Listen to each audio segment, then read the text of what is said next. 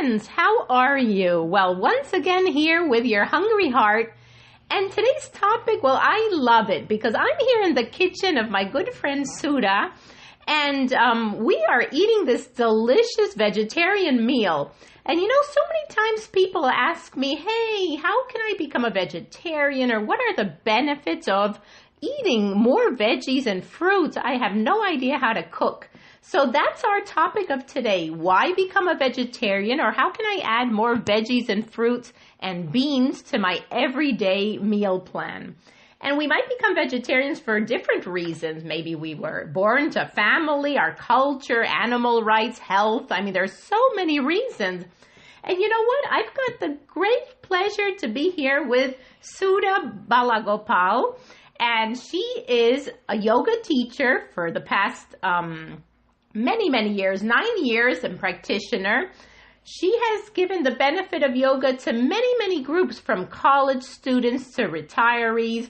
And I go to her classes, so I can tell you she teaches and not only teaches yoga in all kinds of different styles, but also teaches us, how to live our life. It's not only about yoga during that 1 hour, but taking, like she says, that learning, that breathing, all that experience with us off the mat into the everyday world. Besides this, she also conducts all kinds of workshops, partner yoga ball rolling, yin, I love those classes.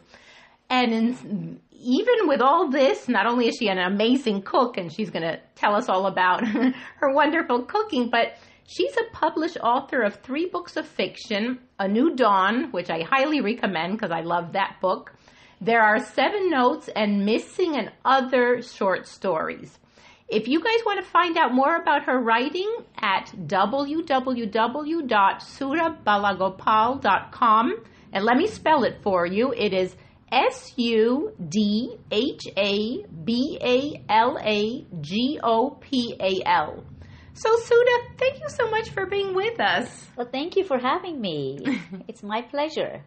Well, Sudha, so tell me, in your case, you became a vegetarian because you were born into a family of vegetarians, right? That's right. So I really appreciate people that want to become vegetarians, because I didn't have to make that choice. I was born into a family that's vegetarian, so it was never difficult to be one. I was always surrounded by vegetables and fruits, and I knew how to cook because my mother cooked vegetarian. Right, that is so interesting. So tell us, Sudha, a little bit about, your childhood in relation to food and your mom's cooking, because I know you're a great cook. So yes, I am from India. And India has a large population that is vegetarian and have been for centuries. So the tradition of vegetarianism is very common in India. It's not something that people have to think about. I didn't have to think about becoming a vegetarian. And the other people in our family are also vegetarian. I married into a family where they're also vegetarian. So I am sorry, but I cannot really take credit for becoming a vegetarian. I was raised that way. And so I've always enjoyed vegetables. I've enjoyed different kinds of preparations. People think there's no variety in being vegetarian. The opposite is true. If you ever went to India, you'd be amazed at what people do in terms of vegetarian food. Right. So then we're here in your kitchen, you're eating your lunch, and, we were just talking about this, that sometimes people feel that, eating more vegetables and beans and rice, like it leaves us hungry, right? I've got many people saying that, and many times I'm not a vegetarian. I could call myself maybe semi-vegetarian, but I always feel like, I'm hungry. And I know you were giving me some tips as to what to do. Yeah, so what we do is we typically increase the protein content, and the best way to do that is to have whole grains and whole beans And we do use the denser vegetables. For example, Brussels sprouts that we have here today, they tend to sit with you a little bit longer than, say, just a cucumber would, right? Right. So right. it depends on the combination of things that you put together on your plate. Just a regular salad with only lettuce and tomatoes and cucumber is not going to take you too far for a lunch.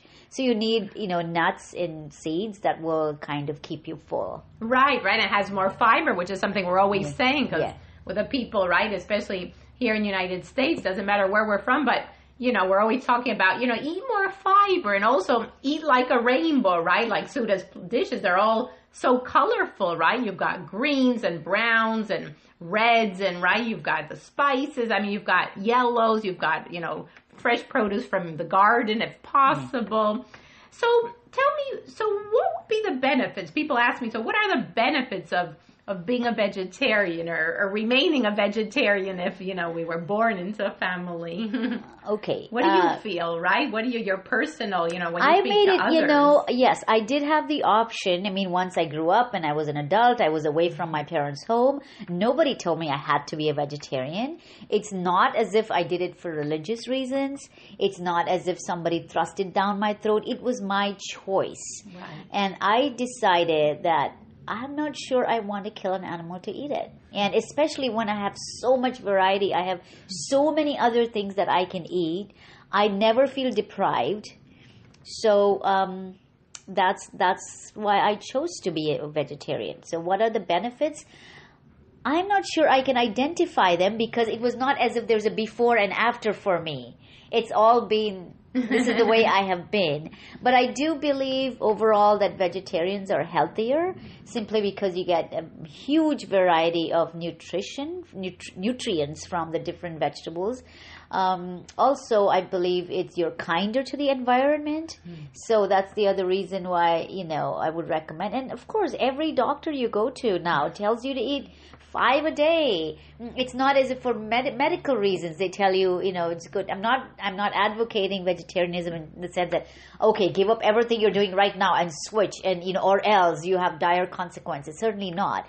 But I would like to say that try incorporating more vegetables, more grains, and you will see that you might feel healthier. You might feel more energetic. You might feel that your numbers, for example, when you go to the doctor's office, might show a difference. Your sugar levels might drop, your cholesterol numbers might drop. So there are quantifiable ways to see the difference if you switch. At least make a little bit of a switch. Right, and that is interesting. And I can tell from patients from years ago, even when I was working with my father, cardiologist in Argentina, we had opened a medical center, and we based it on Dr. Dean Ornish's program from California, cardiologist, very well known, that decided to help his patients who have had heart attacks and all kinds of, heart issues with a plant-based diet, meal plans, plus yoga and relaxation and rehab, physical rehab.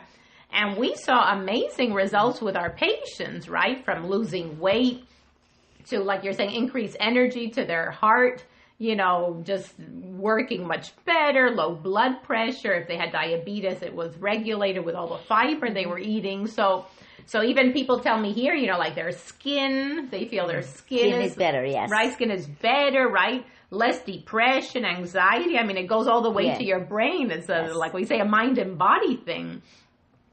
So tell me, I've got this wonderful dish in front of me with all these colors and all these fantastic things. And Suda tells me she wakes up early in the morning to prepare all these fresh, delicious meals. So all her beans, it's not a canned, it's not processed, it's not out of a box. So tell me, what am I eating? Well, last night I soaked some red beans. They're like small red beans. They look sort of like kidney beans, only a little bit tinier. And it helps to soak the beans overnight because it helps to cook them faster. So I soak them overnight, and then in the morning I put them in a pressure cooker so they really cook well, along with onions, ginger, garlic, tomatoes, and I pressure cooked it in about 20 minutes. They were done. And then I seasoned this dish. I call it, in India they have a word called rajma for the kidney beans. This is a variation on the same thing that's called rajma. I just used cumin and coriander powder, something called garam masala, which is a combination of other spices, including cinnamon and clove and pepper. I used that to season it, and then all I did was chop some cilantro fresh on it, and here's my red bean dish done. So this is sort of like a chili. The closest I would come to describing it is like a chili. I had a bed of cooked barley, and I poured the chili, or the red beans on it. That was the main. And then on the side we have a curry made of Brussels sprouts, which I also halved and cubed into smaller pieces. So I used some olive oil, and then again some cumin, coriander powder, some salt, and turmeric. Now, turmeric is also a very important ingredient in all Indian cooking, and it's part of it just goes into almost every dish that we make. And I sauteed this curry. A curry is a dish. A curry is the powder that everybody talks about, but curry powder, also there are as many varieties of curry powders as there are families in India. Everybody has their own recipe for it, so it's different. Yeah, so it's more of a family tradition. It's a curry is a dish in which you use the powder to embellish it or make it nice and spiced up.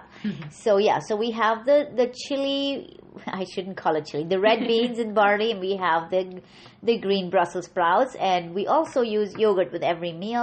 I make the fresh yogurt at home.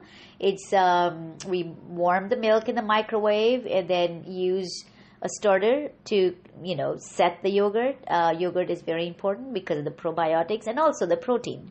Exactly. So this is the meal that I have for you today.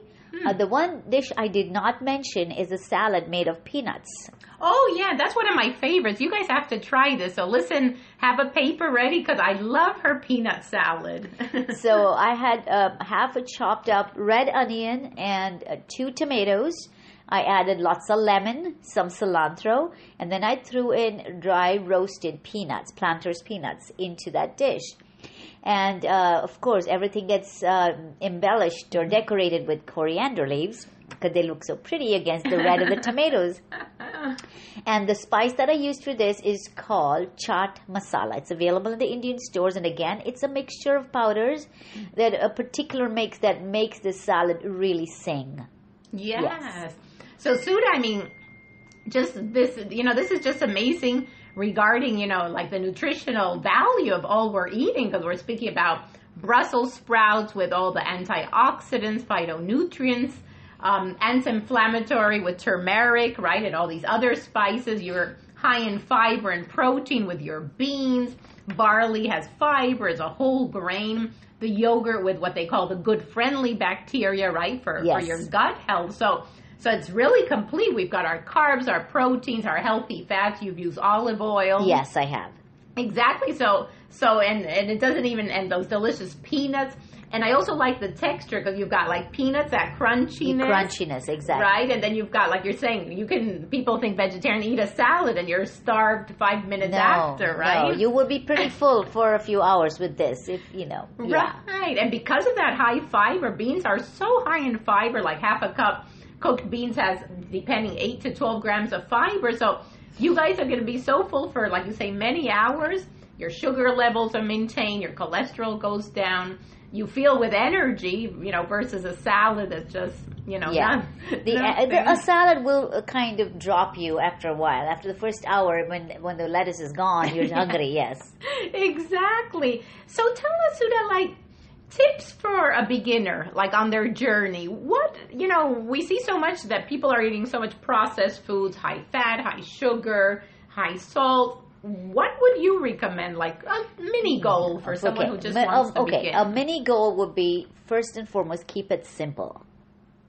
That's good. It's very easy to get carried away with all these dishes. Try and keep it simple. What would you like to eat? Maybe a grain. If you have a hard time with, barley or millet or anything like that, seems complicated, just go with Uncle Ben's rice. And then you want to make it even simpler. You don't have a pressure cooker. I would recommend just get canned beans to start with and wash them out. I always wash the beans out. And then you can always make salads with like garbanzo beans. Yeah. You can always make a fried rice using olive oil, throw some, a little bit of flavoring and, with mixed vegetables from the freezer. You don't even have to buy fresh vegetables if you don't have the time. So if I can immediately think of a salad with garbanzo and stir-fried vegetables in your rice, and you've got a whole meal. Buy the yogurt if you're not able to make it. Try and get the most unembellished yogurt, the simple white plain yogurt. You don't want all the sugar in it. That would make a simple meal to start with, and then you can start adding more things, get more complicated as time goes on. That sounds perfect. Well, I don't know about you guys, but I've learned so much today, and I'm going to continue munching for second rounds in this delicious meal. And I just want to thank you so much, Sudha, for letting me into your kitchen and these delicious spices, the delicious smell of homemade cooking. Well, thank you. It was my pleasure. And to all of you, wishing you a day filled with peace, health, happiness, and lots of love. Until next time, bye.